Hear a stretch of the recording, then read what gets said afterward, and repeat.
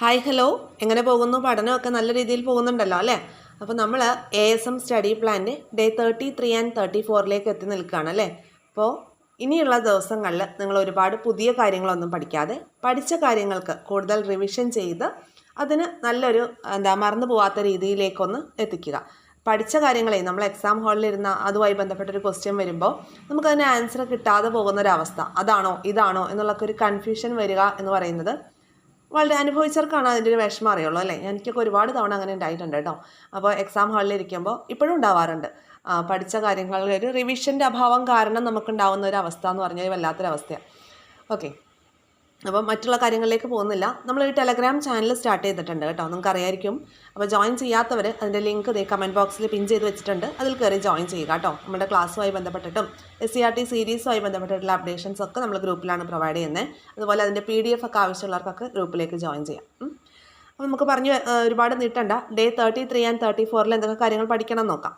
Day 33 നമുക്ക് periodic table and electronic configuration എന്ന് പറഞ്ഞിട്ട് കെമിസ്ട്രിയിൽ ഓൾഡ് SCRT ആണ് ഫസ്റ്റ് ചാപ്റ്റർ.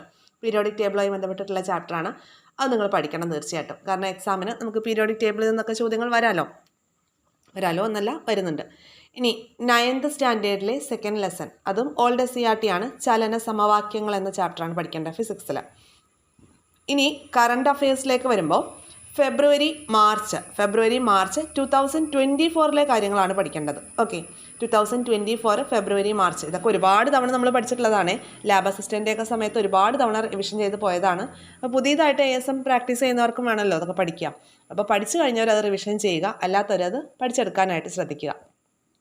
ഇംഗ്ലീഷ് MEM സീരീസാണ് നമ്മൾ ചെയ്യുന്നത്. MEM സീരീസ് എന്ന് പറയുമ്പോൾ പ്രയാണം ഇന്നലകളിലൂടെ എന്ന ടെലഗ്രാം ചാനലിലെ അവരുടെ ഫയലിൽ പോയി നോക്കുക. അവിടെ MEM 2.0 എന്ന് പറഞ്ഞിട്ടൊരു ഫയൽ അപ്ലോഡ് ചെയ്തിട്ടുണ്ട്.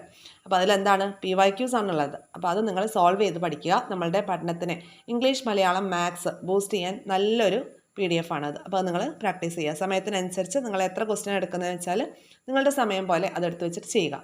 ഇനി MEM സീരീസ് ആണല്ലോ, PYQ ആണല്ലോ എന്ന് വെച്ചിട്ട് ചെയ്യാതിരിക്കരുത്, ചെയ്യണം. ഇനി വരുന്നത് റിവിഷനുമായി ബന്ധപ്പെട്ടിട്ട് ഭരണഘടനയാണ് നിങ്ങൾ റിവിഷൻ ചെയ്യേണ്ടത്. ഭരണഘടന നമുക്ക് 2 ദിവസം കൊണ്ട് റിവിഷൻ ചെയ്ത് തീർക്കണം. കാരണം 5 മാർക്ക് നമുക്ക് തരുന്ന കാര്യമാണ്. അപ്പോൾ ഭരണഘടനയിൽ നമുക്ക് റിവിഷൻ ചെയ്യേണ്ട ഭാഗങ്ങൾ ഞാനൊന്ന് പറയാം. ഭരണഘടനയിലെ ഈ ടോപ്പിക്കിനെ മൊത്തം 2ആയി ഡിവൈഡ് ചെയ്തിട്ട് 2 ദിവസം കൊണ്ട് റിവിഷൻ ചെയ്ത് തീർക്കാവുന്ന രീതിയിലാണ് പറയുന്നത്. അപ്പോൾ ഭരണഘടന നിർമ്മാണ സമിതി, ആമുഖം, പൗരത്വം, മൗലികാവകാശങ്ങൾ, നിർദ്ദേശക തത്വങ്ങൾ, മൗലിക കടമകൾ, ഗവൺമെൻറ്റിൻ്റെ ഘടകങ്ങൾ, ഇത്രയും കാര്യങ്ങൾ നിങ്ങൾ റിവിഷൻ ചെയ്യുക. ഓക്കെ, സമയം കണ്ടെത്തുക, റിവിഷൻ ചെയ്യുക. 2 ദിവസം കൊണ്ട് ഭരണഘടന റിവൈസ് ചെയ്ത് തീർക്കണം. സിലബസ് തുറന്നു വയ്ക്കുക. അതിൽ ഭരണഘടനാ നിർമ്മാണ സമിതി മുതൽ ഗവൺമെൻറ്റിൻ്റെ ഘടകങ്ങൾ വരെയുള്ള ഫാക്ടേഴ്സാണ്, അത്രയും പോയിൻറ്റ്സ് ആണ് നിങ്ങൾ ഡിസ്കസ് ചെയ്യേണ്ടത്. ക്ലിയർ ആയല്ലോ? അപ്പോൾ ഇത്രയാണ് ഡേ 33 ചെയ്യേണ്ട കാര്യങ്ങൾ. ഇനി നമുക്ക് ഡേ 34 വരാം. ഈ ഭരണഘടനയുടെ ബാക്കി ഭാഗം റിവൈസ് ചെയ്യാം. ഏതാണ്?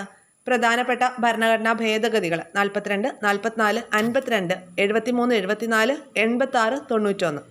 ഈ ഇത്രയും കാര്യങ്ങൾ റിവിഷൻ ചെയ്യണം. റിവിഷൻ്റെ അഭാവം കാരണം എന്താണ്, ഒരു മാർക്ക് പോയി എന്ന് ഞാൻ പറഞ്ഞില്ലേ, അത് കഴിഞ്ഞ എക്സാമിന് എനിക്ക് പോയത് ഈ 44ാം ഭരണഘടനാ ഭേദഗതിയായി ബന്ധപ്പെട്ട കാര്യങ്ങളാണ്. കാരണം വായിച്ച് തഴമ്പിച്ചിട്ടുള്ള ഒരു ടോപ്പിക്കാണ്. എങ്കിൽ കൂടിയിട്ടും എന്ത് പറ്റിയെന്ന് എനിക്കറിയില്ല. ആ ഒരു എക്സാം ഹാളിൽ ഇരുന്നിട്ട് ആ ഒരു മാർക്ക്, ഇന്ദിരാഗാന്ധി ആയിരുന്നു ആ സമയത്ത് പ്രധാനമന്ത്രി എന്നുള്ള കാര്യം ഞാൻ ശരിയായിട്ട് എഴുതി വെച്ചു. കാരണം ഒരുപാട് തവണ നമ്മൾ റിവൈസ് ചെയ്ത് 44 സ്വത്തവകാശം മാറ്റിയപ്പോൾ മൊറാർജി ദേശായി ആണ്, അതെനിക്ക് അറിയുകയും ചെയ്യാം. പക്ഷേ എന്തോ ആ ഒരു സമയത്ത് എനിക്ക് അങ്ങനെ സംഭവിച്ചു പോയി. അത് റിവിഷൻ്റെ ഒരു കുറവാണെന്നാണ് ഞാൻ വിശ്വസിക്കുന്നത്. അപ്പോൾ റിവിഷൻ ചെയ്യുക. പ്രധാനപ്പെട്ട ഭരണഘടനാ ഭേദഗതികൾ, പഞ്ചായത്ത് രാജ്, ഭരണഘടനാ സ്ഥാപനങ്ങളും അവയുടെ ചുമതലകളും, union list, state list, concurrent list, അത്രയും റിവിഷൻ ചെയ്യുക. 2 ദിവസം കൊണ്ട് നമുക്ക് ഇന്ത്യൻ ഭരണഘടന റിവൈസ് ചെയ്ത് തീർക്കാനായിട്ട് പറ്റും. ഇനി അടുത്തത് കറണ്ട് അഫയേഴ്സ്. കറണ്ട് അഫയേഴ്സിൽ ജാനുവരി 2024 പഠിക്കാനുള്ളവർ അത് പഠിക്കുക, അല്ലാത്തവർ അത് റിവിഷൻ ചെയ്യുക.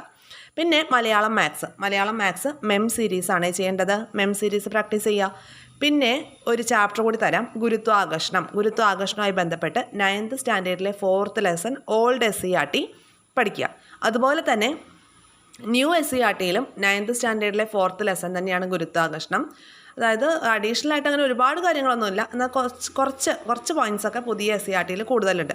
അപ്പോൾ നിങ്ങൾ ഏതെങ്കിലും ഒരു ചാപ്റ്റർ ഒന്ന് ഗുരുത്വാകർഷണം റിവൈസ് ചെയ്യുക. ഇതിൻ്റെ ക്ലാസ് നമ്മൾ ചെയ്തിട്ടുണ്ട് കേട്ടോ. SCRT സീരീസിൽ ഇപ്പോൾ നമ്മൾ ഗുരുത്വാകർഷണമാണ് നമ്മുടെ SCERT സീരീസ് നിങ്ങൾ ഫോളോ ചെയ്യുന്നുണ്ടോ ഉണ്ടെങ്കിൽ അതിൽ ഗുരുത്വാകർഷണ നിയമവുമായി ബന്ധപ്പെട്ടിട്ടുള്ള ചാപ്റ്റേഴ്സാണ് ഇന്നും നാളെയൊക്കെ നമ്മൾ അപ്ലോഡ് ചെയ്യുന്നത്. അപ്പോൾ ഓൾറെഡി ഓൾഡ് SCERT ബന്ധപ്പെട്ടിട്ട് ഗുരുത്വാകർഷണ നിയമത്തിലെ ചാപ്റ്റർ നമ്മൾ അപ്ലോഡ് ചെയ്തിട്ടുണ്ട്. നിങ്ങളത് കയറി കാണുക കേട്ടോ.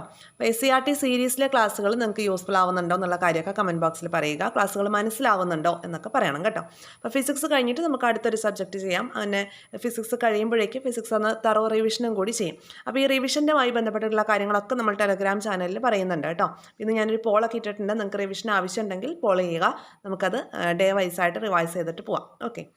അപ്പോൾ നല്ല രീതിയിൽ ASMൻ്റെ എക്സാമിന് വേണ്ടി റിവിഷൻ ചെയ്ത് എല്ലാ കാര്യങ്ങളും സെറ്റാക്കി വെക്കുക. നല്ലൊരു റാങ്കിലേക്ക് നമുക്ക് എത്താനായിട്ട് സാധിക്കട്ടെ. ഇത്രയൊക്കെ കാര്യങ്ങളാണ് പറയാനായിട്ടുള്ളത്. Thank you all.